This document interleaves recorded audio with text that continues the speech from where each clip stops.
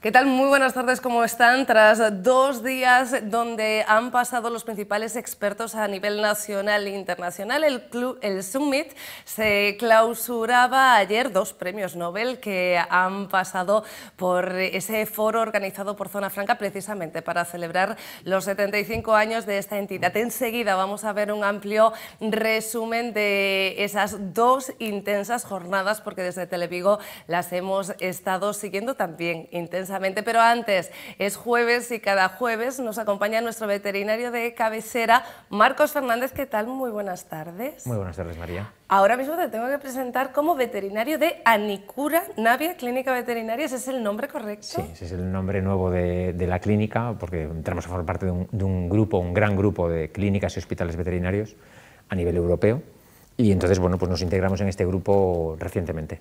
¿Qué va a cambiar en el funcionamiento de la clínica, que sé que va a seguir creciendo? Pues precisamente un poco por este tema, ¿no? Por el crecimiento. Sabes que desde hace ya un tiempo estábamos con proyecto de cambio y de hecho está pues muy a punto. Esperemos después del verano poder dar la noticia de las nuevas instalaciones, y pues un poco en el sector veterinario la mayoría de las clínicas medianas o grandes desde hace ya unos años están entrando en este tipo de grupos donde se centralizan pues servicios, se comparten, ¿no?, muchos servicios, y nos permite tener pues nuevas instalaciones y dar eso, un servicio un poco más integral, ¿no? Pues compartimos casos entre hospitales.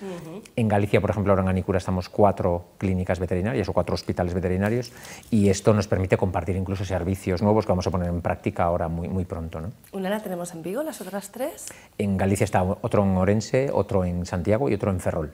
Bueno, y luego en España ya somos, como dentro de este grupo, como unos 60 y pico hospitales, ¿no? Y en Europa un montón de ellos más. Es un grupo que viene desde el norte de Europa. Habrá muchas más novedades, las tendremos que dar efectivamente después de verano, en septiembre, porque saben que esta es nuestra última sección de temporada, donde por supuesto, Marcos, tenemos que hablar pues de eso, del verano, de este calor abrasador que sabemos que a los animales de compañía también les afecta, y es que si ha habido muertes por golpes de calor o por calor intenso durante mucho tiempo estos últimos días, ojo que los animales no están exentos. No, y esto lo hemos dicho muchas veces, y de hecho todos los años, por desgracia, fallecen perros como consecuencia de golpe de calor, que hay que recordar que tienen más predisposición al golpe de calor los perros, y sobre todo algunas razas o algunos animales, que no las personas, ¿no?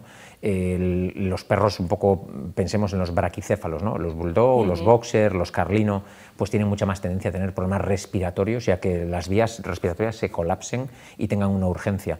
Esta semana tuvimos un caso en la clínica con un boxer, ¿no? Entonces, mucho cuidado en estos días de tanto calor, sobre todo las horas centrales del día, nada de ejercicio, siempre mucha hidratación, y si detectamos que el perro empieza a estar pues jadeando demasiado, empieza a respirar de forma un poco llamativa o a hacer sonidos diferentes, hay que refrescarles, hay que tenerlos en la sombra y hay que acudir al veterinario, porque un golpe de calor hay que recordar que puede ser muy grave para el perro, ¿no? ¿Ha habido alguno en la última semana? Porque en Vigo las temperaturas han sido de las que no estamos acostumbrados, ¿no? Sí, teníamos uno precisamente este lunes con un golpe de calor, un boxer, ¿no? Y es algo, y un Yorkie, que tampoco es una raza predispuesta, con algo compatible también con un golpe de calor, y al final muchas veces los insectos, que también están en esta temporada, pues los edemas de laringe son muy comunes también, ¿no? Entonces hay que tener mucho cuidado estos días, y sobre todo con perros que estén en el exterior, ¿no? Que entre las 11 de la mañana y las 7, 8 de la tarde no deberíamos de pasear con ellos, más que para hagan sus cosas, ¿no? En cuanto al asfalto, los que pasean por ciudad, cuando está demasiado caliente, ¿hay algún tipo de protección también para evitar quemaduras? Sí, igual que cuando en invierno hablamos de los perros que van a zonas con mucho frío o la nieve, existen una serie de productos, con unas ceras que aplicamos en la almohadilla para protegerlas, ¿no? Y para hidratarlas más. Entonces hay que evitar pues, que hagan ejercicio, sobre todo en ese tipo de superficies, porque como nosotros en la playa, ¿no?, cuando vas descalzo, ellos también se queman, ¿no?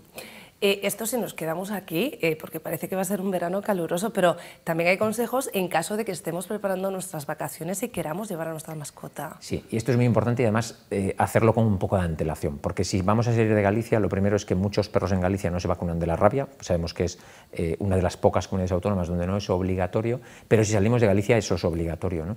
Entonces tenemos que informarnos bien de a qué destino vamos, y con antelación el vacunarle de la rabia, mínimo el mes antes. Incluso si salimos de España y nos vamos a otros países, tiene que ser con más antelación, como ya hemos hablado otras veces, ¿no? Y hay que hacerle incluso analíticas de los anticuerpos de la rabia.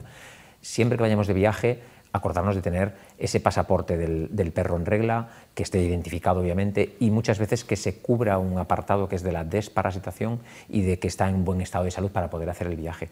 Pero siempre con un mínimo de antelación y preguntando dónde vamos a ir, cuáles son las condiciones que nos pueden obligar, ¿no? Si nuestro viaje va a ser en coche, como muchas veces nos desplazamos dentro de la península, pues lo que decimos siempre, no pueden estar tampoco muchas horas en el coche, hay que parar cada 2 o 3 horas para que se aireen, para que beban, para que coman, y que tengamos mucho cuidado en los viajes en el coche por las temperaturas, ¿no? Muchas veces paramos en nuestro viaje y el perro se queda un ratito en el coche. Esto nunca con un coche al sol. En cuestión de minutos un coche se pone a muchos grados y el perro desarrollará un golpe de calor, ¿no? O sea que mucho cuidado en esos desplazamientos en coche donde aparcamos nuestro vehículo si el perro no puede estar en el coche. Que no lo he dicho, que hoy traes a Landra, me estaba fijando, porque claro, hasta hace un momento estuvo quietita y sin hacer nada. De repente empieza a despertar la curiosidad. Bueno, se ha vuelto a acostar porque sabe que estoy hablando de ella. No sé si vosotros estáis planeando algún viaje y si todos esos preparativos con Landra ya los hacéis también. Sí, cuando son viajes cerca solemos llevarla con nosotros. Si son viajes un poco fuera, normalmente no, porque te limita un poco luego en tu viaje, en dónde puedes entrar o no. Y tenemos familia que se queda muy a gusto con Landra, ¿no? Ahí quería llegar yo. ¿Alguna recomendación en caso de que hayamos encontrado un canguro responsable que se haga cargo de nuestro animal de compañía? Es importante decirlo esto, María. Si se queda siempre el perro, sea con un canguro de confianza, ¿no? Con un familiar, un amigo, o se quede en una residencia canina, siempre dejarle a mano tu pasaporte, si se queda aquí, tu cartilla de vacunación, con el teléfono del veterinario de confianza a mano, porque a veces pueden surgir problemas, pueden surgir dudas, o son animales que están a tratamiento y hay que hacer algún tipo de chequeo. Entonces, que siempre tengan esa persona la tranquilidad de tener a quién puede acudir, ¿no? Y si se queda en una residencia, pues por ejemplo, no cambiarle los hábitos de alimentación, el que esté bien desparasitado, el que al volver de la residencia hagamos un mínimo chequeo por si hay, a veces sabéis que hay enfermedades transmisibles durante las estancias, mejor es vacunarle, por ejemplo, de tos de las perreras, que es una enfermedad que se transmite con facilidad en colectivos, ¿no? Entonces, siempre si vamos a dejarlo en guardería, pues también con un poquito de antelación, preguntar cuáles son los requisitos, ¿no? Bueno, lo ideal, esto es cosa mía, no voy a meter a Marcos en bretes, es siempre encontrar un buen canguro que una guardería, pero indudablemente no todos tenemos la posibilidad de tener a alguien de confianza que además tenga espacio. Y esa es mi segunda pregunta, si realmente tenemos canguro, lo mejor es que el perro, que estamos hablando de perro, o el gato, puede ser, se quede en nuestra casa y esa persona vaya a visitarlo, a pasearlo para que esté en un entorno conocido, o que lo traslademos. Depende un poco. En el caso de los gatos, por ejemplo, si no están habituados a salir de su entorno, es mejor que se queden en su domicilio, en un piso, por ejemplo, y que esa persona pase todos los días por el piso para revisar un poco alimentación, la arena, el agua, ¿no? Y hacerle un poco de compañía un ratito al día. En el caso de los gatos, porque se adaptan peor a los cambios de ambiente, ¿no? En el caso de los perros, que están mucho más habituados a salir de casa y muchas veces conocen esos domicilios donde les vamos a dejar porque es un familiar o un amigo que ya va otras veces, es más cómodo que se quede en esa nueva casa, ¿no? Pero siempre un poco con sus mismos hábitos, pues su alimentación igual, con a lo mejor pues sus juguetes, con su cuna, con su cama, porque va a estar más habituado y por lo menos no va a echar tan de menos tantas cosas, ¿no? Ahora bien, si nos quedamos en la ciudad tenemos muchos planes también para ir, por ejemplo, a la playa. Hay una playa canina, sigue levantando polémica. El otro día entregaban precisamente los ecologistas a esa playa una bandera negra, al tiempo que se repartían las banderas azules, pero después hay zonas que no son playas caninas, pero que tampoco son playas, sin embargo parece que no estamos pudiendo... Mira, Landra se ha molestado. Está viendo la pantalla. No, ¿en serio? Volved a enfocarla, por favor. Está viendo la pantalla. Ha descubierto que hay vida. Ladra cuando se ve. Sí, ha descubierto que hay vida en esa pantalla. Pero entiendo que ladra cuando se ve porque cree que es otro perro. Sí, sí, no se reconoce ahí. En la pantalla además está una imagen un poco... Landra, ven conmigo, ven conmigo. Respecto a las playas, María, sí que todos los años vemos polémica en esta época del año. Y en Vigo tenemos estas dos playas, ¿no? En la zona de la desembocadura de Lagares para poder llevar los perros durante el verano. Quizás, y esto lo hemos hablado otras veces, es un poco contradictorio, en cierto sentido, crear un gueto de una playa canina, ¿no? Sí. Por ejemplo, yo a Landra no la llevaría a la playa canina, no la llevo, porque depende con qué perro se socializa bien o no. Los perros, no, ya se ve con los de su raza, ¿no? Los perros pequeñitos en general se suele llevar bien y juega, pero con los perros grandes tiene mucho miedo y chilla, y en la playa canina hay muchos perros corriendo, ¿no? Entonces es más fácil que estableciéramos unos horarios para ir a la playa con los perros, que en el verano, a partir de las 9:30 de la noche, las 10 de la noche, cuando ya no hay gente o hay muy poquita en el arenal, uno puede ir a pasear y esparcir al perro por ahí, o por la mañana muy temprano, ¿no? Esto de momento no es así y tenemos que convivir con la norma que tenemos. Lo que pasa que, lo que decías tú, hay un poco de vacío en cuanto a otras zonas que no se consideran arenales, porque en la normativa, que la estuve leyendo ayer, que me la envió una clienta por esta polémica, define lo que es un arenal, ¿no? Pues un arenal, una playa con arena o con piedras, lo que queramos, pero no establece lo que son otras zonas de baño. Por ejemplo, en la zona del Museo del Mar hay un muelle, una rampa, donde a veces la gente va allí con el perro. Lo mismo pasa en Bouzas, en la zona de... Sí, pero allí hay arenal, ¿no? Realmente. Hay arenal, pero luego hay otra zona donde no hay arenal. Entonces hay gente que va habitualmente allí con su perro. Pues parece ser que algunos socorristas están alegando que eso tampoco se permite, ¿no, Landra? Que eso no se permite, con lo cual hay un poco de vacío, ¿no? Yo creo que hay que poner un poco también de sentido común en eso, y creo que en esas zonas donde los perros tampoco molestan y no hay bañistas, no creo que haya ningún problema y no debería haber ninguna sanción en ese sentido. Pero sería mucho más fácil si estableciésemos unos horarios y no establecer un gueto que al final lleva al conflicto con los vecinos, con los ecologistas, como tú decías, y en este caso con incluso gente que no lleva el perro allí, por lo que decíamos, por ejemplo, con Landra, ¿no? Que está un poco... Lo que se demuestra, yo no sé si está mirando la tele o estaba mirando a Lola, que estaba en la pecera, y al ver a gente ahí, bueno, está protegiendo también el espacio donde está su protector. Se me ha ido pensando en Landra. En este sentido, los ecologistas nos decían que se ha comprobado con datos fehacientes que en el caso de las playas caninas, sí es cierto, esta en concreto, que está en una zona protegida debido a aves que migraban, se ha comprobado que ha descendido el número de aves no solamente ahí, sino también en la contorna, debido a que, claro, si ya no vienen a esta zona... Está claro, si son aves que anidan en esa zona y que normalmente son aves que la puesta la hacen en las dunas o en la arena de esa zona, pues obviamente si hay perros pues van a estar más asustadas, ¿no? Eso está claro. Ya hemos hablado hace poco en Ogrove, ¿no? Con la polémica que había con aves migratorias protegidas y que no permitían el acceso a los perros a la playa, ¿no? Lo que hay que estudiar es, en realidad, si esa playa es la idónea para hacer la playa canina, y lo de los horarios yo creo que solucionaría en parte esto, ¿no? Que pudiéramos tener otros arenales que no son pues protegidos para las aves y que puedan ser compartidos en determinados horarios con los perros, ¿no? Es cuando se acerca alguien a la ventana, hazme caso, lo estoy comprobando porque ha sucedido las 3 veces. La última, no sé si leías ayer o antes de ayer en Faro de Vigo una noticia que decía que los mosquitos tigre estaban ya en el 60% de los municipios de la provincia de Pontevedra. Bueno, iba a decir, no, por supuesto respetándolos, como iba a decir, ¿qué credibilidad le podemos dar a esto? No, la pregunta es en realidad, ¿hasta qué punto esto puede ser preocupante?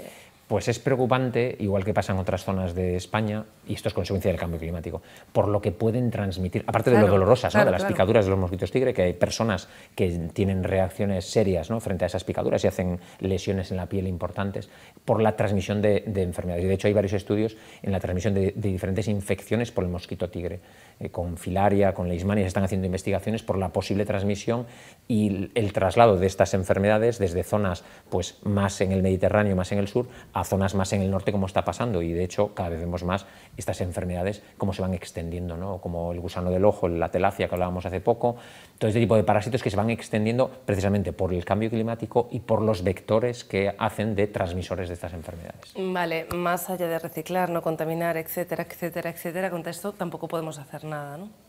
Limitar, en el caso del mosquito tigre, por ejemplo, limitar los accesos al agua estancada. Esto, por ejemplo, en zonas donde empezó, Barcelona, por ahí, ya se intentaba concienciar mucho a la gente de que, cuidado, por ejemplo, con los jardines, los microambientes que hay en los patios de las casas, donde quede agua estancada, porque es ahí donde se reproduce. Entonces, intentar no tener, pues, tienes un macetero, no tener el agua ahí estancada siempre, sino que regar la planta sin que quede agua, porque ahí es donde se va a reproducir el mosquito, por ejemplo.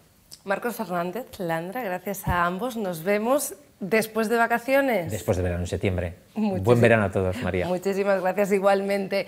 Y a ustedes no les deseo feliz verano, aunque espero que lo tengan, porque todavía les veo mañana. A ustedes con lo que les dejo, y aquí me despido, que además me estoy quedando sin voz, es con el resumen de la Summit que se ha celebrado durante estos 2 últimos días en Vigo. Biglobal Summit 2023, la iniciativa auspiciada por la Zona Franca de Vigo en el 75 aniversario de su fundación, ya es historia de Vigo. Aunque, si hacemos caso a las palabras con las que Abel Caballero dio por clausurado el Congreso, puede que sea la primera edición de algo mucho más perdurable en el tiempo. Estamos viviendo una forma distinta de observar la economía, de llevarla adelante, y este summit, con esta participación activa de teóricos, de 2 premios Nobel, participación activa de tantas personas ligadas al mundo de la observación y del lanzamiento de la comparación entre la pobreza y la riqueza y la forma de resolverlos, ante una forma de teorizar un nuevo planteamiento ante las crisis, pero llevarlo adelante. Eso es lo que hoy nos reúne aquí. Y hoy confluimos aquí, con la banca al lado, para hacer esta discusión global. Y esto es Zona Franca. Esto es el legado de Zona Franca. Algo importante tiene que suceder. Yo presido Zona Franca y voy a plantear que este summit sea bianual y lo vayamos repitiendo cada 2 años. Por tanto, los organizadores que se olviden de cualquier descanso, porque tan pronto esto acabe, empezaremos a presentar y a preparar el siguiente. En ella, el economista indio-estadounidense Abhijit Banerjee, que recibió el galardón en economía en 2019, fue el encargado de realizar la última conferencia magistral de un ciclo que ha puesto a Galicia y a Vigo en el mapa de la economía mundial. Premiado por sus originales propuestas para combatir la pobreza global en todo el mundo, empleó su ponencia en analizar el sistema sanitario estadounidense, su patria de adopción, en contraposición con el existente en su país de origen, la India, y en otros de su entorno. Fue el segundo Nobel en pasar por este foro. La Summit la abría un día antes Paul Krugman, el prestigioso economista estadounidense, Premio Nobel de Economía en 2018, que fue la gran estrella de un encuentro que está sirviendo para poner a Galicia en general y a Vigo en particular en el primer plano de la economía mundial. Krugman, que fue recibido en el escenario por el alcalde de Vigo y presidente del consorcio de la Zona Franca, Abel Caballero, expuso su pensamiento económico ante cientos de asistentes que escucharon sus recetas ante algunos de los asuntos más espinosos de la realidad económica actual. El economista estadounidense se mostró bastante optimista con respecto a las posibilidades de que controlemos la inflación. El Big Global Summit 2023, que contó con la conducción del periodista pontevedrés Xavier Fortes, contó con el también vigués Antón Costas, presidente del Consejo Económico y Social de España, que recalcó la importancia de la formación dual para hacer que el talento que tienen todas las personas pueda desarrollarse. Y se encargó de moderar la primera mesa redonda del Congreso, que versó sobre emprendimiento y dinámica empresarial. Los datos de la OCDE, de la Organización de Cooperación y Desarrollo Económico, nos están mostrando de forma clara que hay un vínculo entre productividad, innovación, emprendimiento y desigualdades. Si queremos volver a recuperar el dinamismo emprendedor, si queremos volver a recuperar la productividad y lo que vino detrás de ella, que fue la prosperidad compartida, tenemos que reducir esas desigualdades, no solo de renta, sino también desigualdades de género, desigualdades de edad y desigualdades territoriales. Esto es un aspecto, es la primera idea que me gustaría dejarles, que es, a mi juicio, importante. Si dejamos que la pobreza aumente, la desigualdad aumente, vamos camino, por decirlo así, y sin que no se ofenda a nadie, a una especie de latinoamericanización de nuestras sociedades. Estoy de acuerdo con todo lo que has dicho, Antón, de la importancia de poner en el centro las personas, el talento.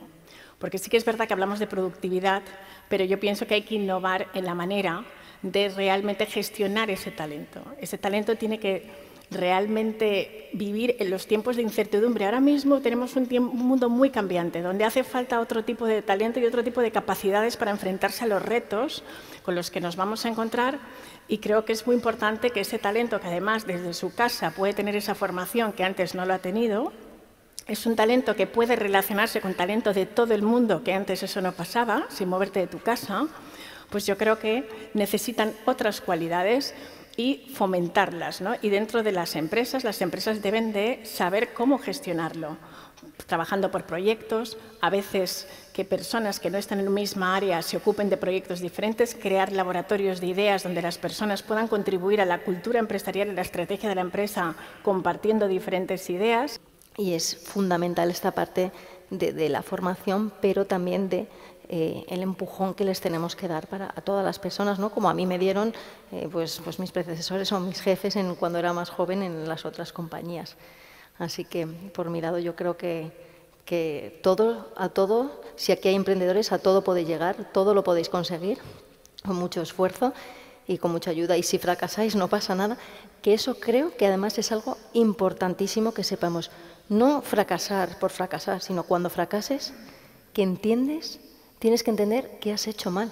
O sea, realmente mirarte, y yo, fijaros, en Fintonic nunca me fijo en los comentarios positivos, siempre me fijo en lo negativo. Cuando hay algún comentario negativo de un usuario, ¿por qué? Porque ahí es donde tengo espacio de mejora. La primera jornada concluyó con la conferencia magistral de Imma Puig, psicóloga clínica, que ha desarrollado gran parte de su carrera hablando de sentimientos y emociones con deportistas de altísimo nivel y con miembros de algunas de las empresas familiares más prósperas de nuestro país. Toda la humanidad ahora estamos haciendo un duelo en diferentes fases. Esto me gusta comentarlo porque esto nos ayuda a entender a las personas. Para entender a las personas hay dos caminos. Y siempre que comento este tema me voy a una imagen que es el de una montaña muy alta. Y se preguntarán, ¿y qué tendrá que ver el entender a las personas con una montaña alta? Pues yo soy montañera, andarina, hago trekkings, y cuando estoy preparando alguna salida, pregunto, ¿para llegar allí arriba? Y habitualmente la respuesta es, hay dos caminos, uno difícil y corto, y uno fácil y largo. Con las personas, para entender a las personas, pasa exactamente lo mismo. Tenemos dos caminos también, uno difícil, pero bien entrenado y trabajado se puede conseguir, que consiste en ponerse en el lugar del otro. Y después hay otro, al alcance de todo el mundo, que consiste en seguir la anatomía. Y a pesar de que algunos de ustedes me están mirando diciendo a estas horas Imma ya se está equivocando hasta de palabra, no, quiero decir anatomía. Y la naturaleza, que es muy sabia y pone las cosas donde han de estar, nos ha dotado de dos oídos y una boca. Hemos de escuchar el doble de lo que hablamos si queremos entender a los demás. Y ya que estamos con los dos oídos, con uno vamos a escuchar lo que nos dicen y con el otro lo que no nos dicen, que a veces es más importante que lo que nos están diciendo. En la segunda, además de Banerjee, el Summit contó con la intervención de Juan Carlos Escotet, presidente de Abanca. El banquero hispano-venezolano abogó por controlar el déficit para que así puedan bajar los tipos de interés. No descartó la salida a bolsa de la entidad y se inclinó por el aprovechamiento de los fondos Next Generation como una oportunidad histórica para que podamos enfrentar los retos de la descarbonización y para apoyarnos en la digitalización como motor definitivo del progreso. Aspiramos a ser una organización más sostenible, capaz de apoyar a los clientes en los procesos de descarbonización. Esa transición la consideramos indispensable y un reto gigantesco para nuestra sociedad. Y por supuesto, seguir apostando por el desarrollo de profesionales que sean capaces y que tengan las habilidades necesarias para poder enfrentar los retos de la inteligencia artificial y la digitalización en nuestro modelo de negocio y en nuestro sector, que claramente va a tener impactos relevantes. Yo creo que esto, con la situación actual en los tipos de interés, volveremos a ROEs de doble dígito. En consecuencia, el atractivo para producir integraciones, bueno, pues tiende de alguna forma a declinar. Yo creería pues que tanto en el mercado nacional como en el transfronterizo hay poco recorrido en los próximos meses para integraciones, y especialmente el transfronterizo lo veo bastante más complicado. Sé que se ha apostado, el regulador lo declara, pero no creo que se hayan revisado. Creo que hasta que no tengamos una unión bancaria consolidada, no tengamos pues reglas fiscales comunes, es muy difícil pensar en reglas transfronterizas, ¿no? José Valls fue el encargado de moderar la primera mesa redonda, que versó sobre el futuro de la banca y en el que participaron Mariona Vicens, directora de Innovación y Transformación Digital de CaixaBank, Antonio Ramallo, ex CEO de Novo Banco, y Rita Estevez, consejera independiente de Morabanc y Línea Directa. Lo pienso que la digitalización permitirá más diferencia que semejanzas, porque lo permitirá la mayor proximidad del banco con el cliente. Y el cliente es uno, não são segmentos. Nosotros o que habíamos hecho em passado, porque não tínhamos os dados individuais, era trabalhar em segmentos. Definíamos a segmentação e oferecíamos produtos para os segmentos. A este momento poderemos empezar a trabalhar a customização do produto para cada cliente. E isso cria mais competência. As duas tendências serão um repto, mas eu penso que haverá mais competência, não solamente por isso, mas porque me parece que a banca universal tem mais dificuldade a este momento de responder a todas as necessidades dos clientes. Tendrá dos retos. Uno es que al final es entrenado con información histórica. Por tanto, puede tener sesgos. Así que las entidades financieras deben hacer una labor importante de revisión, que esa solución que sale del modelo algorítmico no es discriminatorio, no es no equitativo. También el segundo reto es que el modelo tiene que ser explicable. Yo creo que la inteligencia artificial está avanzando, ya no estamos en la inteligencia artificial con modelos analíticos más tradicionales, ahora estamos en machine learning, la máquina va aprendiendo por sí mismo, incluso pues hay modelos que replican el procesamiento que hace el cerebro con redes neuronales. Por tanto, el explicar la decisión que pueda salir de un modelo se hace más complicado. Se puede convertir en el modelo se puede convertir en una caja negra. Entonces, las entidades financieras sí han de hacer una labor importante de poder explicar al usuario por qué se ha tomado una decisión de concederle o no ese crédito. Yo creo que esos dos riesgos de explicabilidad y de no ser discriminatorios son riesgos que hay que gestionar. Ya se está, pues la nueva normativa europea de inteligencia artificial que se acaba de aprobar y ahora hay que ver cómo se va a implantar, pues ya gestiona y ya regula cómo se ha de aplicar la inteligencia artificial a procesos que puedan tener un mayor riesgo conforme a derechos fundamentales de la persona.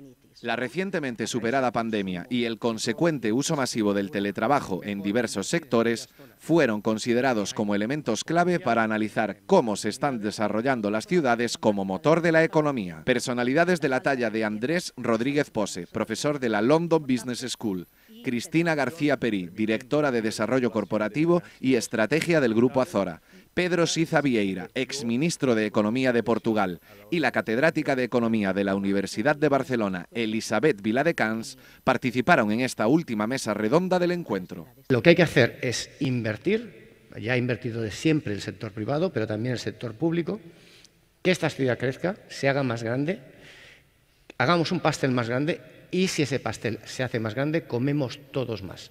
Vigo se beneficia del crecimiento de Madrid o se beneficia del crecimiento de Barcelona. El problema de este enfoque es que no siempre funciona así. Tiene problemas o riesgos más que problemas de carácter económico y de carácter social y político. ¿Cuáles son los problemas económicos? Por un lado, que sí, las grandes ciudades son muy dinámicas y han sido generalmente más dinámicas que las ciudades intermedias y pequeñas. No siempre. Pero en la Unión Europea las grandes ciudades generan 1/3 del crecimiento económico. 2/3 viene de ciudades intermedias, de ciudades pequeñas, de pueblos y de las zonas rurales, repartidos de manera muy desigual. Pero lo que ha pasado es que con la apuesta de las grandes ciudades se ha generado una concentración de la actividad económica en que en la mayoría de los países, en este caso la Unión Europea, pero también en otros sitios, se ha concentrado la actividad económica en un número muy reducido de ámbitos y muchas otras áreas han pasado a ser pues un poco olvidadas, no han atraído la atención y eso ha creado problemas. El economista y político luso abogó por preparar nuestras ciudades para hacer frente a todos los condicionantes, pero sabiendo que siempre vamos a querer estar con los otros y eso se hace principalmente en las ciudades. Mientras que García Perí destacó que el teletrabajo está tomando muchísima implicación en el mercado inmobiliario. Son, primero, una rentabilidad ajustada al riesgo. Eso se puede conseguir por sí mismo o se puede conseguir con una cierta subvención, en el caso de que las condiciones naturales de ese activo, de esa ciudad, no lo proporcionen. Lo siguiente que necesita un inversor es seguridad jurídica. Pero la tercera, y quizás es la más difícil de conseguir, es la liquidez. Es decir, tú puedes entrar en una ciudad donde puedes ver un activo y decir, bueno, la rentabilidad de riesgo es magnífica, es mucho mejor que en París, pero ¿por qué la gente sigue invirtiendo en París en oficinas a rentabilidades del 3%? Bueno, quizás ahora del 4%, porque saben que el día que quieran vender esa oficina hay montones de inversores interesados, otros fondos extranjeros, compañías en bolsa, inversores privados. Biglobal Summit 2023 ha servido a lo largo de 2 interesantes jornadas de propuestas para repensar hacia dónde va la economía del futuro desde muy diferentes puntos de vista. Y todo con el marco del 75 aniversario de la fundación de la Zona Franca de Vigo, uno de los principales impulsores del progreso de toda Galicia.